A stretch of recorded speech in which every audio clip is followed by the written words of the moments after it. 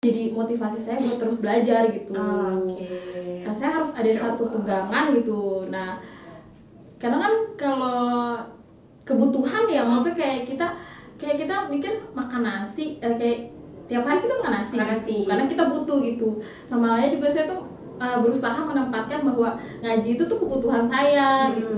Capek Bu, seminggu ngejar dunia terus.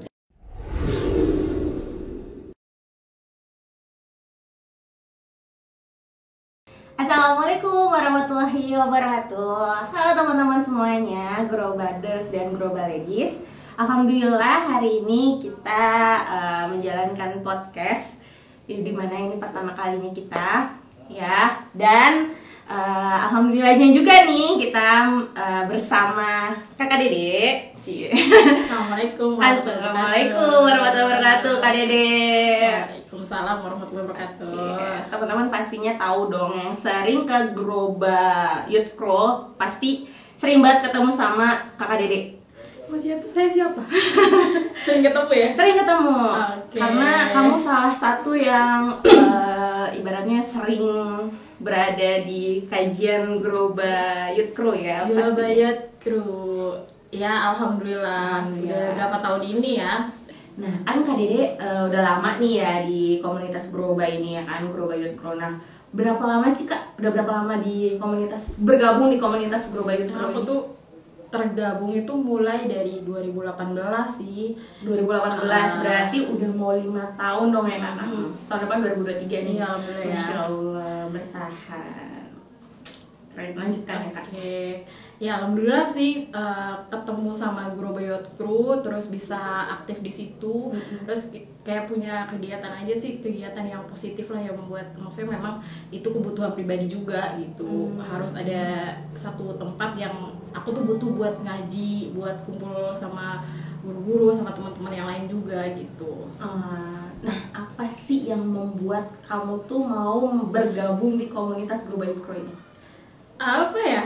Jadi tuh dulu gini, dulu tuh kan zaman kuliah ya, zaman kuliah tuh ya masih masih sendiri, terus kayak bingung.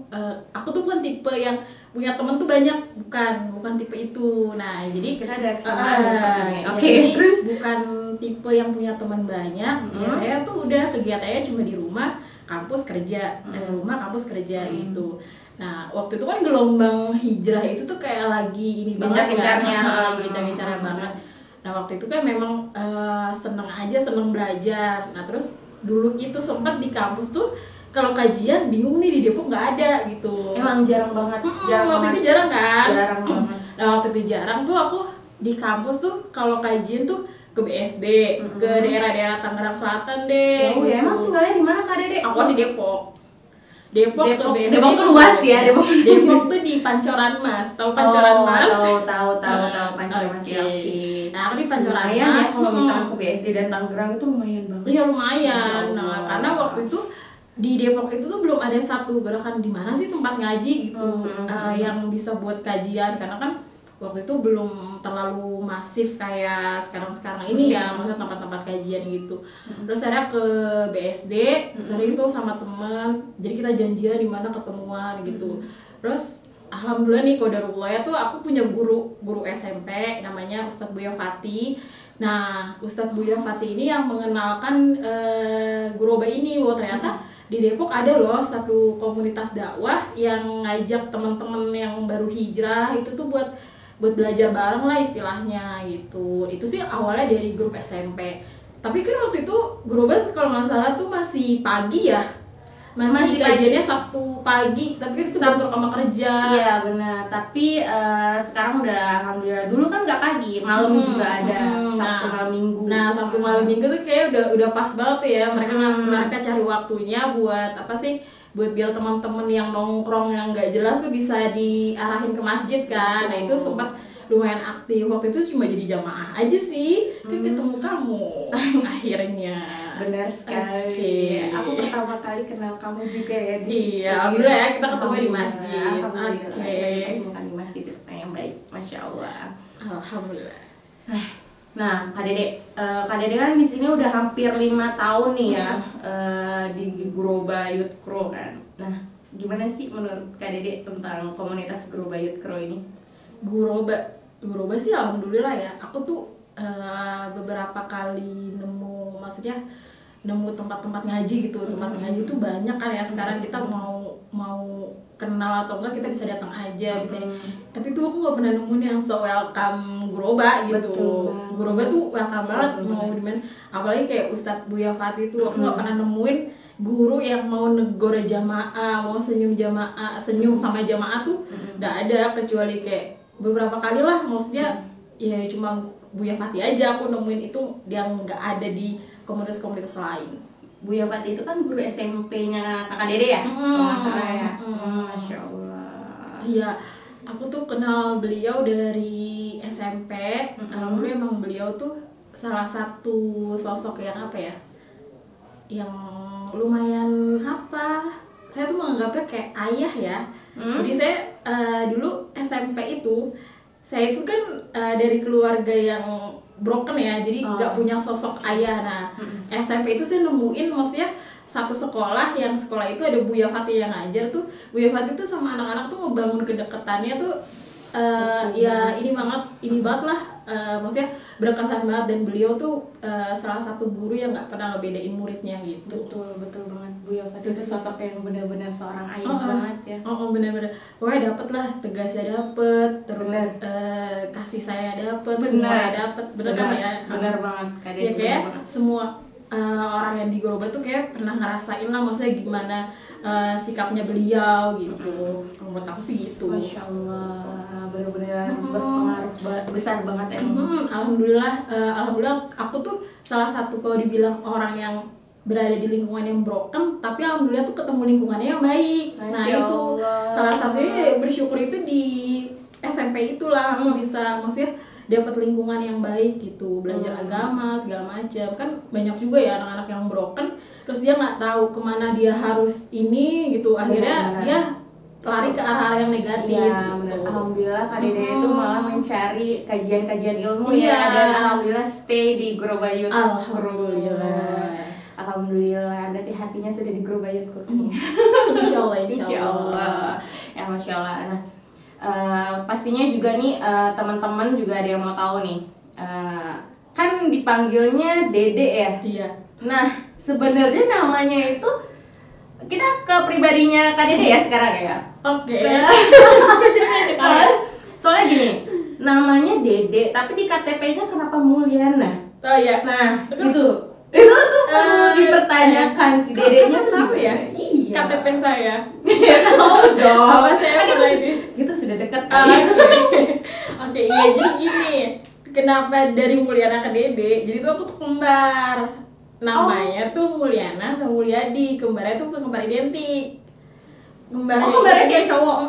Cewek cowok. Kalau orang tuh gue kira kembar tuh identik ya, cewek cewek cowok cowok. Nah, aku tuh cewek cowok. Namanya tuh Mulyana Mulyadi. Tapi karena apa ya? Dedenya itu di mana ya? Iya, karena orang tua tuh apa ya istilahnya tuh kayak ngasih panggilan si AA sama si Dede gitu. Nah jadilah nama kecilan itu tuh nama kecil dari orang tua tuh ke bawah sampai ini. Dan aku sih lebih nyaman itu ya Dede Mulyadi. Soalnya kalau dipanggil kayak mul kayak agak keselnya gimana gitu ya. Dulu saya SMK dipanggilnya Mul, tapi itu sama kayak OB di SMK saya. Jadi iya.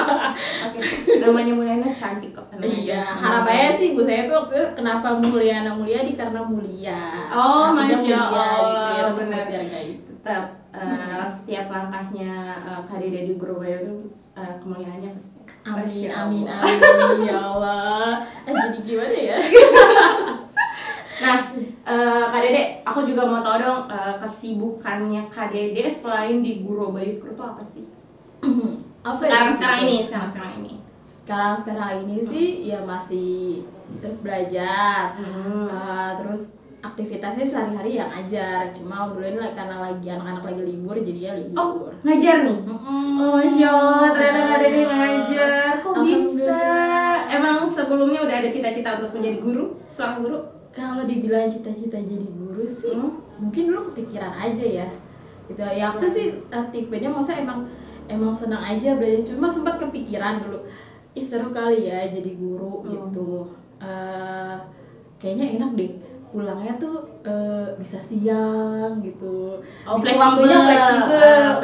Karena sebelum aku jadi guru tuh aku ya aktivitasnya itu di kantor, lebih sering di ini sih, di manufaktur, di pabrik gitu. Oh jadi sebelum jadi ngajar guru itu Kak Dede itu sebagai admin lah ya? Iya, ada admin, ada operator produksi di ini di pabrik. Jadi bener-bener gak langsung ngajar gitu ya? Enggak, jadi tuh banyak perjalanan. Jadi lulus SMA ke Bekasi, jadi buruh lah ya, kita jadi buruh. Waktu itu kan masih idealis ya, cari uang yang besar gitu, banyak dunia dulu terus ya. Jadi buruh di Bekasi, habis kontrak, terus pulang memang udah nentuin nih, udah selesai kerja. Memang aku tuh pengen kuliah. Nah kuliah ambil apa tuh Kak kalau tahu? Aku kuliah ngambil manajemen SDM. Manajemen SDM, oke. Manajemen SDM jadi ngajar ujung-ujungnya ya? Iya. Masya Allah. Nah, panjang sih ceritanya. Oke, lanjut. Nah dari udah selesai jadi kerja di Bekasi itu, aku baliklah ke Depok, aku kuliah. Terus sempat kerja tuh sambil kuliah juga gitu. Karena nggak mau nyusahin orang tua juga kan, maksudnya udah kuliah sambil kerja, akhirnya balik lagi lah nih ke dunia pabrik. Balik lagi ke dunia pabrik ya, karena mikirnya kayak udah sarjana, terus kayaknya harus memperbaiki ini nih, memperbaiki apa ya, ekonomi keluarga gitu. Kayak memang kalau kita pikir tuh, kalau orang dulu mikirnya pendek, kalau mau cari duit ya emang di pabrik gitu. Ya tau lah setiap tahun kan UMR pabrik itu kan beda ya. Banget. Akhirnya balik lagi ke dunia pabrik, tapi ternyata qadarullah nih Kak, itu tuh ekspektasi yang aku bayangin tuh bener-bener Allah kayak kecewa nih. Iya, jadi tuh berapa bulan baru masuk balik lagi ke pabrik, ternyata tuh kena pengurangan. Karena pandemi dan berhubung itu waktu itu tuh mau lebaran juga, jadi kan perusahaan nggak mau nggak mau rugi lah, dia harus ngeluarin dana banyak gitu. Alhamdulillah tuh udah kayak di situ kayak udah titik kayak salah ya kalau kita ngarepin sesuatu, maksudnya ya kita cari materi, tapi ternyata Allah tuh kasihnya kayak di ini loh, kayak di ini yang lo cari nih nggak sesuai sama ekspektasi lo gitu. Itu tuh kayak udah kecewa banget ya, gimana dong. Terus kepikiran kan nih, ngasih orang tua gimana kalau misalkan posisinya harus nganggur kan gitu. Terus kena itu, terus kayak udahlah doa aja, kayak di situ kayak sadar sih, terus kayak udah deh gue ikut maunya Allah aja gitu, terserah deh gue mau di mana gitu. Nah alhamdulillah kesempatan ngajar itu hadir tuh di ini lewat salah satu teman gitu ya, salah satu guru. Dia bilang tiba-tiba tuh udah pusing, ya gimana ya, kamu mau ngajar gak? Ditanya. Ngajar, sempat kepikiran juga. Ya udahlah, bingung, nggak ada kita mau kemana, ya udah coba deh naruh ngajar, tes segala macam gitu. Tapi di situ balik lagi nih, namanya hati kan ya. Satu kan gue cuma lulusan SDM gitu, tanggung jawabnya juga pasti mikir ke sana juga kan.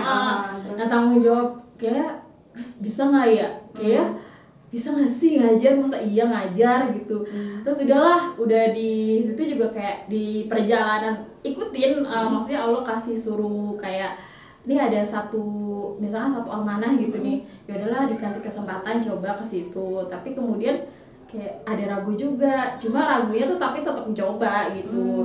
Terus di perjalanan tuh udah segala macam tahapan tuh dilewati, kayak tes, terus interview gitu. Interview sama sama salah satu, waktu itu tuh aku interview sama konselor si sekolahnya gitu. Tuh lumayan tuh pertanyaannya, mulai ditanya kapan kamu berhenti mengajar. Jadi belum ngajar udah ditanya kira-kira kamu nanti akan berhenti kapan berhenti mengajar. Terus satu jawaban saya tuh di situ saya bilang ini, ya ngajar itu nggak terikat di sekolah gitu. Setiap kita itu pendidik, setiap kita itu guru gitu.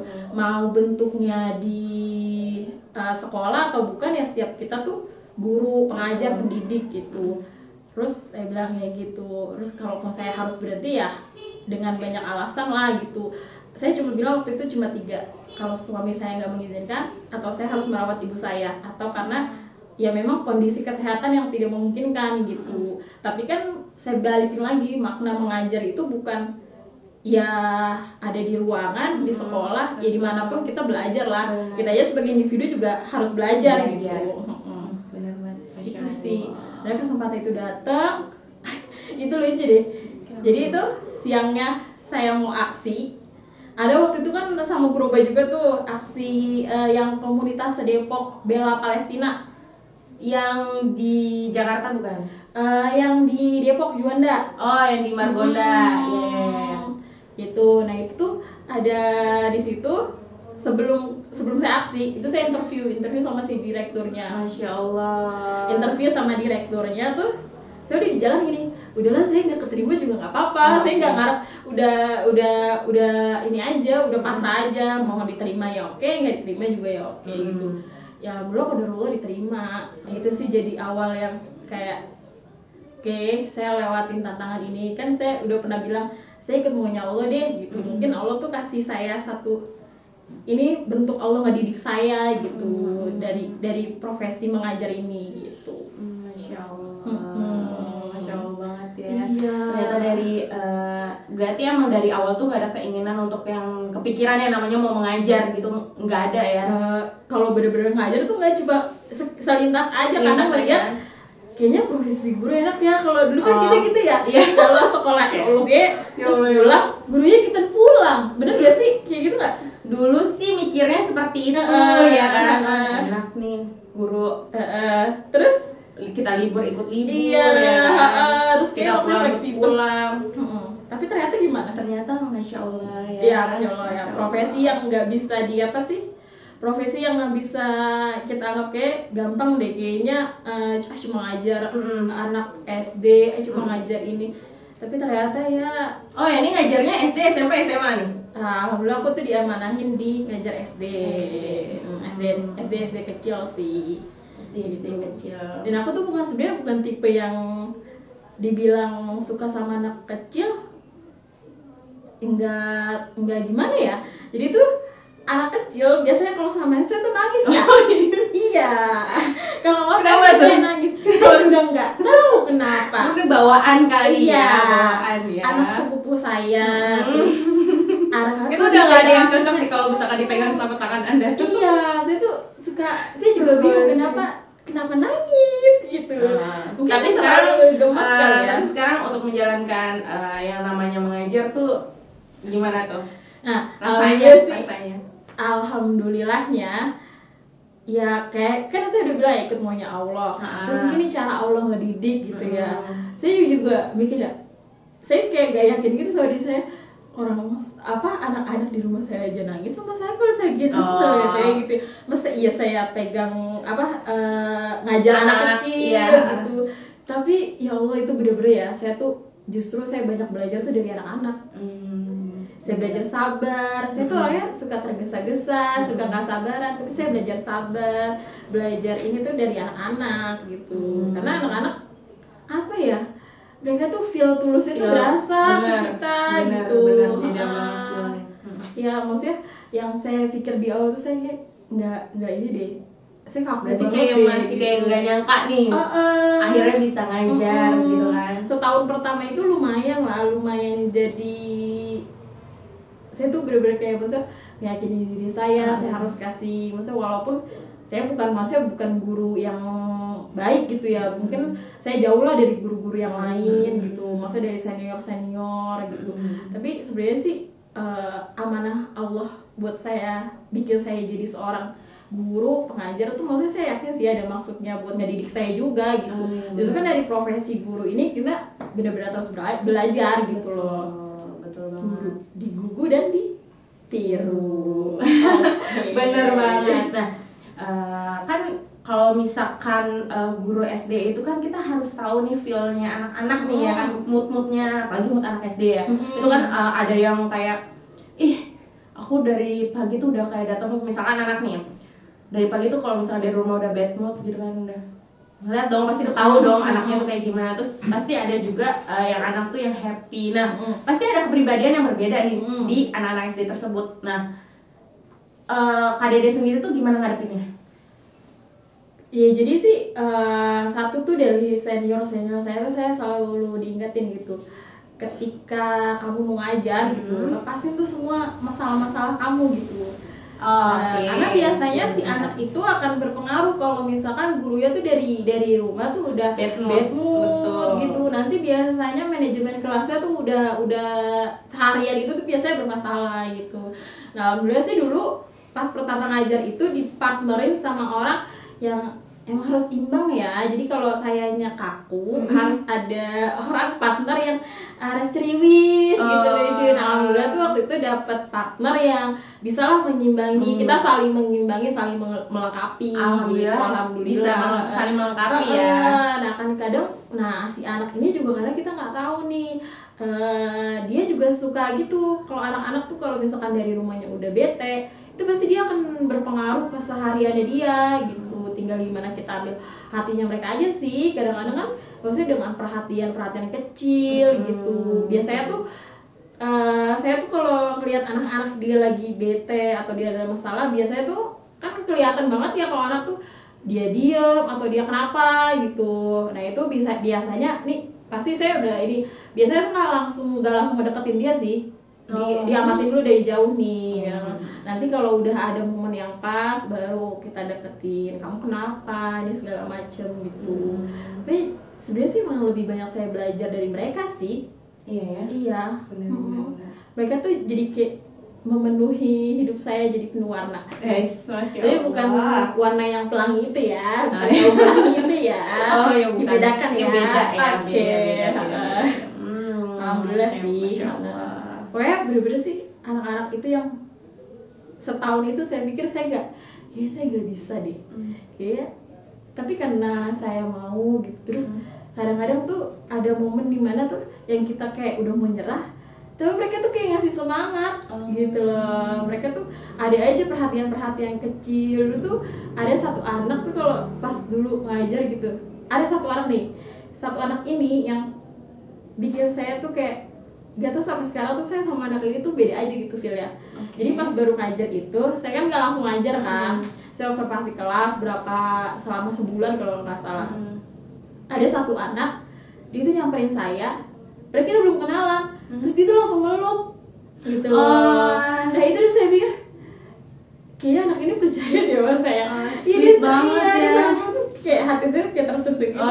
Terus kayak saya ger-ger gitu, kayak bisa deh ngajar gitu. karena salah satunya itu semangat, maksudnya langsung pede ya karena ada lapang dari si anak ini, ketulusan yang mereka, terus mereka mau nerima kita gitu. Itu sih yang bikin kayak sampai sekarang tuh kadang-kadang tuh dia tuh manggil bunda gitu.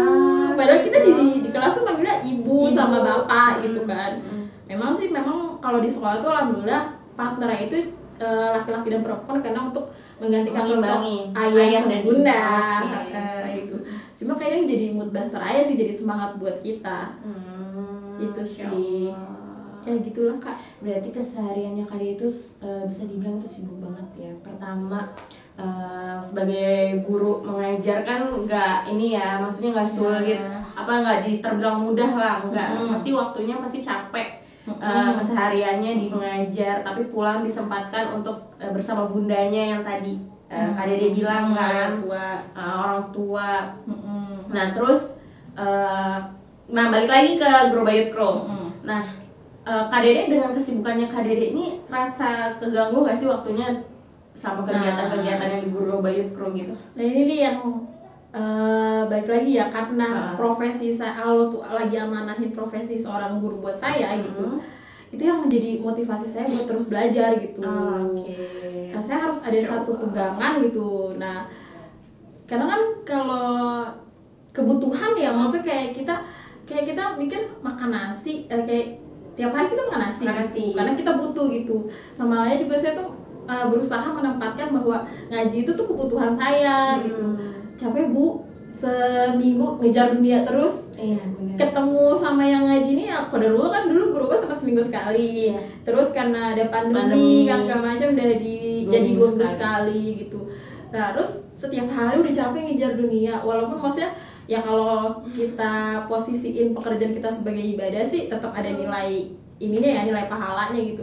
Tapi tetap aja kita perlu ngaji ini nih buat kayak ngecharge lagi aja gitu. Kayak apa sih? Kayak udah capek seminggu 2 minggu ngejar dunia, ketemunya sama ini tuh cuma seminggu sekali gitu, malah jadi kayak motivasi aja sih buat belajar gitu. Masya Allah. Berarti emang benar-benar lillah banget ini ya, lillah ya. Karena maksudnya aku tuh menempatkan diri, maksudnya memposisikan ngaji ini sebagai kebutuhan gitu. Sebenarnya enggak, ini sih balik lagi ke individunya masing-masing gitu. Langsung ditanya aja nih ya, maksudnya Kak Dede itu merasa ini enggak terbebani atau gimana gitu? Kadang sih dibilang terbebani enggak ya, maksudnya ya karena emang udah kita senang aja, kita suka gitu. Jadi paling sih ya namanya wajar lah ya, namanya organisasi tuh mau dimanapun kakak cari. Bener. Mau komunitas dakwah yang udah keren banget kayak apapun tuh pasti adalah di ambang-ambang lelah. Iya, dinamika organisasinya. Pasti adalah ada waktunya semangat gitu. Kadang-kadang ngerasa kayak maksudnya dulu kan lumayan ya perubahan Groba tuh, perubahannya lumayan banget, sempat yang namanya rame banget karena kan kita juga malam minggu, ya kan, malam minggu tuh sempat kita 2 minggu sekali ya, apa seminggu sekali waktu itu ya? Kayak pas malam itu seminggu sekali ya, awalnya memang 2 minggu sekali karena ngelihat animo masyarakat sekitar, teman-teman anak muda gitu ya, sempat apa sih, sampai seminggu sekali kan? Seminggu sekali itu di malam minggu, alhamdulillah memang minatnya tuh banyak banget gitu, alhamdulillah. Karena pandemi juga teman-teman, pandemi akhirnya kita ganti hari di hari Minggu pagi. Ya kalau dulu memang kita udah tidak yang namanya mencari keramaian atau gimana, tapi balik lagi ke niat kita nih ya kan. Gitu. Masya Allah. Nah, terus aku tuh ada harus semangat tuh, harus semangat. Nah, ada salah satu ustadz yang aku tuh bilang, aku tuh lumayan ya kata-katanya tuh waktu dia bilang, dakwah itu emang harus terus-terusan rame gitu. Nggak harus rame-rame, kalaupun ada yang segitu ya kita jalan aja gitu. Tapi kan memang ya kewajiban Buya tuh bilang kalau setiap kita itu ya dai itu ya mengajak gitu ya, ajak aja terus itu. Walaupun sih dulu tempat beberapa kali teman ada yang ikut, cuma kan karena mereka punya kesibukan atau segala macam gitu. Mungkin ada yang pengen juga ngaji tapi nggak ada kesempatannya nih, entah mereka sibuk sama pekerjaan, kuliah, kita nggak tahu kan. Cuma ya memang maksudnya walaupun sedikit atau banyak ya jalan aja, dakwah tuh emang kayak gitu. Benar. Masya Allah. Itu sih ya, pokoknya semangat lah buat yang teman-teman yang maksudnya dulu kan memang belum hijrah itu tuh rame banget kan, tapi kesini-sininya karena pandemi atau segala macem gitu. Terus sudah orang-orang juga kan udah lama di online ya. Kita kebanyakan tuh teman-teman kajian online gitu kan. Itu sempat online kita sempat jalan ya. Online juga kita sempat jalan. Cuman balik lagi nih waktunya juga gitu kan. Ya qadarullah, saat-saat ini alhamdulillah tetap kita selalu ada setiap hari Minggu pagi. Sekarang jadi Ahad pagi. Alhamdulillah sih, maksudnya saya tuh pernah ikut ya komunitas yang beberapa ya dari komunitas Depok gitu. Salah satu komunitas dakwah yang bertahan di Depok tuh ya masih Groba Youth Crew ya, alhamdulillah. Salah satunya gitu. Sayang lah kalau misalkan harus kita kalau permasalahannya hanya karena di jamaah atau apa gitu, sayang kalau buat berhenti. Itu maksudnya banyak media juga yang bisa kita manfaatin buat penyebaran gitu. Iya benar. Sekarang kan apalagi sosmed sekarang kan lagi gencar-gencarnya nih ya kan, lagi viral yang bikin viralnya gitu kan. Betul. Terus kan IG Groba sempat ini ya, sampai ke Bandit ya. Jadi ada IG baru gitu, jadi Oke teman-teman, jangan lupa di subscribe dan juga di follow IG-nya Groba Youth Crew yang baru. Groba.youth.crew ya, yang baru tuh. Groba.youth.crew, benar. Di situ teman-teman jangan lupa di follow. Juga buat teman-teman yang mau kan ya di area Depok. Teman-teman yang di area Depok juga jangan lupa setiap hari Minggu pagi 2 minggu sekali kita ada kajian rutin di Masjid Al Istiqomah. Oke, mantap. Oke. Kak Dede, next lagi nih, terakhir deh, kesan-kesan dan pesan untuk Grow by Youth Crew. Apa ya? Ya maksudnya kesannya maksudnya tetap ada buat jamaah gitu, tetap ada buat umat walaupun apa yang kita lakukan mungkin nggak besar gitu ya dibandingkan dengan ini dakwah-dakwah yang lainnya gitu kan. Ada komunitas dakwah yang udah oke lah, udah tersistem banget gitu. Tapi walaupun yang kita lakukan ini kecil gitu, seenggaknya kita udah berbuat lah buat umat ini. Umat tuh nggak lagi baik-baik aja kan. Betul banget sebenarnya. Apalagi Kita buat lagi anak rapuh. muda, tonggak. Maksudnya Islam tuh kan lagi diserang dari berbagai arah ya. Betul banget. Gitu. Nah, ya mulai dari pemuda lah. Ya kita harus jadi pemuda yang maksudnya ya terus belajar agama gitu. Kita sih nggak bisa, maksudnya kita nggak tahu ya nanti akhirnya kita di surga atau neraka. Tapi kalau kita bisa melakukan hal-hal yang baik ya bisa aja kebaikan itu yang akhirnya mewafatkan kita gitu. Benar. Itu sih. Nah, alhamdulillah banget nih Kak Dede, waktu sudah berakhir cepat banget ya, padahal kita masih mau ngobrol ya. Masya Allah.